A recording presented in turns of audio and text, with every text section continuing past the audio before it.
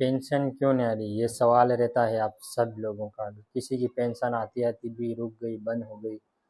तो इस वीडियो को आप पूरा ज़रूर देखना और ऐसे ज़रूरतमंद लोगों के जिसकी पेंशन नहीं आ रही उस तक शेयर ज़रूर कर देना।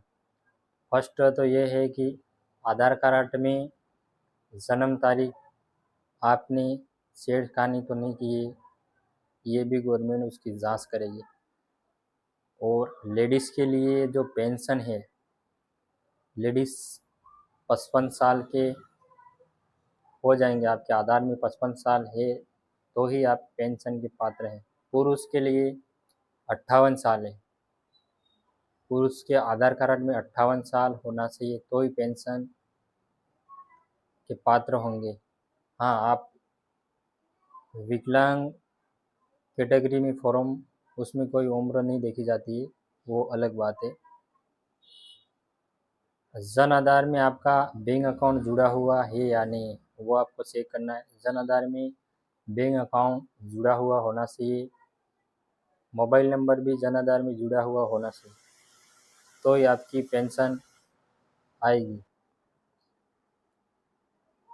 पेंशन सत्यापन आपने किया है कि नहीं किया है, वो भी जांच ज़रूर कर लेना। आप 12 महीने के अंदर नवंबर में पेंशन का सत्यापन होता है, वो आपको उस महीने के अंदर करा लेना। आप तारीख निकलने के बाद में आप सत्यापन कराओगे तो आपकी पेंशन बंद कर दी जाएगी और पेंशन विभाग से आपका नाम कट जाएगा। ये आपको ध्यान रखना है। जिस जिस बैंक से आपकी पेंशन आ रही है उस बैंक में आपका अकाउंट नंबर भी, जो आधार में नाम है वो नाम भी व्यवस्थित होना चाहिए। जो आपके आधार में नाम है वही नाम उस बैंक अकाउंट में भी होना चाहिए। और जिस बैंक से आपका पेमेंट निकाल रहे हो उसमें आधार कार्ड जुड़ा हुआ लिंक होना चाहिए। दूसरा, उस बैंक का भी आपको केवाईसी करानी है तो ही आपकी पेंशन पात्र रहेगी, क्योंकि गवर्नमेंट ने हर डॉक्यूमेंट की केवाईसी लागू कर दी है। आपको ये भी ध्यान रखना है। बैंक डायरी की केवाईसी आपको करवानी है, पेंशन की भी केवाईसी करवानी है। दूसरा है कि सभी डॉक्यूमेंट में आपका नाम समान होना चाहिए। जो नाम आपका आधार कार्ड में नाम है वही राशन कार्ड, जन आधार में होना चाहिए तो ही पेंशन एक्टिव होगी। प्लस आपको जन आधार की भी केवाईसी करानी। पेंशन के लिए गवर्नमेंट अलर्ट मोड में है। जन आधार की केवाईसी, बैंक की केवाईसी, पेंशन की केवाईसी, वार्षिक सत्यापन बोलते हैं, वो कराना ज़रूरी है। जन आधार में आपका जो आय है, यानी ये व्यक्ति साल भर में कितना पैसा कमाता है, वो आय भी अपडेट होनी चाहिए जन आधार में। गवर्नमेंट का जो अभी नियम है उसमें 48,000 का टाइम दे रखा है। 48,000 से अगर 49,000 50,000 भी आपके जन आधार में आए है तो आप पेंशन के पात्र नहीं हैं।